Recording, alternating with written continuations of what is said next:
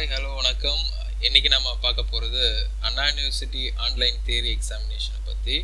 இந்த examination already நடந்துகிட்ருக்கு. இதில் சில பேருக்கு டவுட்ஸும் இருக்குது. ஸோ நாங்கள் பார்த்த ப்ராக்டிக்கல் டிஃபிகல்ட்டிஸை பற்றி தான் இந்த வீடியோவில் நாம் டிஸ்கஸ் பண்ண போகிறோம். ஃபர்ஸ்ட் ஆஃப் ஆல் இந்த எக்ஸாமை பற்றி சொல்லணுன்னா இது வந்து ஃபுல்லாகவே அப்ஜெக்டிவ் டைப்ஸ் தான். So part A part B இருக்குது.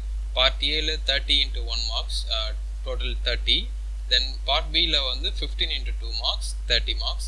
ஸோ டோட்டலாக பார்த்தோன்னா 60 மார்க்ஸுக்கு நீங்கள் எக்ஸாம் எழுதுவீங்க. அடுத்தது நம்ம பார்க்க போகிறது இதில் காமனாக பண்ணுற மிஸ்டேக்ஸ், ஸ்டூடெண்ட்ஸ் காமனாக பண்ணுற மிஸ்டேக்ஸ், எக்ஸாம்ஸில் என்னென்னலாம் ப்ராப்ளம்ஸ் இஷ்யூஸ் ஆகுது அப்படின்றத பற்றி தான் நம்ம டிஸ்கஸ் பண்ண போகிறோம். இதில் என்னென்னலாம் நீங்கள் செய்யணும் செய்யக்கூடாது அப்படின்றத பற்றி தான் நாங்கள் இப்போ சொல்ல போகிறோம். இது ஃபர்ஸ்ட் ஆஃப் ஆல் பற்றி சொல்லணும்னா உங்களுடைய அரேஞ்ச்மெண்ட், எக்ஸாமினேஷன் அரேஞ்ச்மெண்ட்.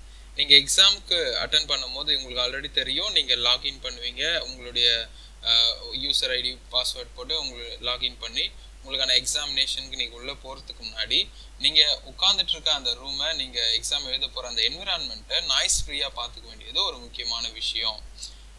எக்ஸாமினேஷனில் நாய்ஸ் ஃப்ரீன்னும் போது சம் ஆஃப் த ஸ்டூடெண்ட்ஸ் என்ன நினைக்கிறாங்கன்னா, நம்ம வெளியில் போயிட்டு எழுதுனா சத்தம் இல்லாமல் இருக்கும் அப்படின்னு நினச்சி எழுதுறீங்க. ஆனால் நீங்கள் வெளியே போகும்போது ஆட்டோ சத்தத்துலேருந்து பஸ்ஸு இந்த மாதிரி வெஹிக்கிள் சவுண்ட் வந்தாலும் இது கேப்சர் பண்ணிடும். அடுத்தது பறவைங்க, குருவிங்க இந்த சத்தம் கேட்டாலும் உங்களுக்கு நாய்ஸ் அதுலேருந்து கேப்சர் ஆகும். ஸோ இது ஆர்டிஃபிஷியல் இன்டெலிஜென்ட்டில் இது ரீட் பண்ணுறதுனால ஸோ எந்த ஒரு மைன்யூட் சவுண்டையும் ரீட் பண்ணோம், உங்கள் ப்ராக்டரும் அதை பார்ப்பாரு, உங்களுக்கும் அது ஐடென்டிஃபிகேஷன் வரும். ஸோ அதை அவாய்ட் பண்ணிவிடுங்க. நீங்கள் எக்ஸாம் எழுதுகிற இடத்த நாய்ஸ் ஃப்ரீயாக வச்சுக்க வேண்டியது உங்களோட முதல் வேலை, உங்களோட முதல் பொறுப்பு. செகண்ட் நம்ம பார்க்க போகிறது நீங்கள் லைட்டிங்கை பற்றி. எக்ஸாமினேஷனில் உங்களுடைய ஒவ்வொரு செகண்டையும் கேப்சர் ஆகிட்டே இருக்கும், வீடியோ ரெக்கார்ட் ஆகிட்டு இருக்கும். ஸோ உங்களுடைய ஐ கான்டாக்ட்லேருந்து உங்கள் ஃபேஸ்லேருந்து எல்லாமே கேப்சர் ஆகிட்டே இருக்கும். நீங்கள் லைட்டிங்கை கரெக்டாக வைக்க வேண்டியது உங்களுடைய ரெண்டாவது முக்கியமான பொறுப்பு. ஸோ லைட்டிங் வந்து ஃப்ரண்ட்டில் கேமரா இருக்கிற இடத்துல நீங்கள் செட் பண்ணி வச்சுக்கலாம், உங்கள் ஃபேஸ் கிளியராக தெரியணும். ஸோ உங்கள் சில பிளர்ரோவாகவும் இல்லைன்னா கொஞ்சம் இருட்டாகவும் இருந்தால் உங்கள் ஃபேஸ் ஒழுங்காக ரீட் பண்ணாது, அதனால் இதனாலும் ப்ராப்ளம்ஸ் வந்து க்ரியேட் ஆகுது. ஸோ செகண்ட் நாங்கள் சொல்ல வந்தது நீங்கள் லைட்டிங்கை கரெக்டாக பார்த்துக்கணும். அடுத்த பாயிண்ட் பார்த்தீங்கன்னா உங்களுடைய கேமராவோட பொசிஷன். உங்களோட கேமராவோட பொசிஷன் கரெக்டாக இருக்கணும், இல்லைன்னா உங்களுக்கு க்ரெடிபிலிட்டி ரெடியூஸ் ஆகிடும். ஏன்னா உங்களுடைய நான் ஏற்கனவே சொன்ன மாதிரி உங்களோட ஒவ்வொரு மூமெண்ட்டும் இதில் ரெக்கார்ட் ஆகிட்டே இருக்குது. அதனால் கேமராவை கரெக்ட் பொசிஷனில் வைக்கணும், உங்கள் ஃபேஸ் ஃபுல்லாக தெரியணும். இது மூணாவது முக்கியமான பாயிண்ட்டு. அடுத்தது நீங்கள் யூஸ் பண்ணுற கேஜெட்ஸ். நீங்கள் laptop, smart phone, tablet, desktop நீங்கள் எதில் வேணாலும் நீங்கள் எக்ஸாம் அட்டன் பண்ணலாம். ஆனால் இது ஒரு மினிமம் 2 hours அது பேக்கப்போடு இருக்குதான்னு நீங்கள் செக் பண்ணிக்கணும். ஏன்னா திடீர்னு கரண்ட் எலக்ட்ரிசிட்டி ட்ராப் ஆனாலோ இல்லைனா எனி அதர் ப்ராப்ளத்தினாலையோ இல்லை நெட்ஒர்க் இஷ்யூனாலேயோ ஸ்டாப் ஆகக்கூடாது.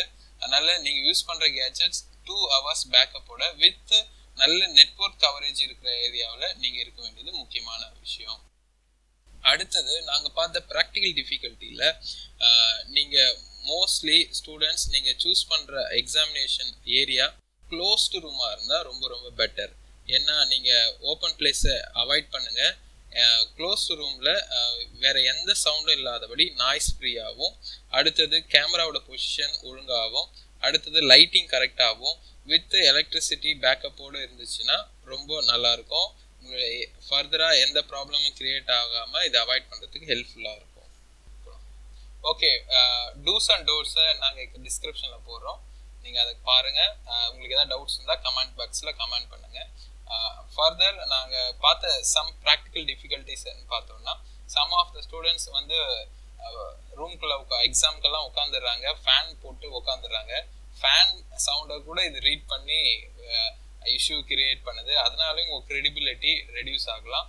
ஸோ நீங்கள் பிஃபோர் எக்ஸாம் உங்களுடைய நாய்ஸ் என்விரான்மெண்ட்டை நீங்கள் செக் பண்ண வேண்டியது ரொம்ப ரொம்ப ரொம்ப முக்கியமான ஒரு விஷயம்.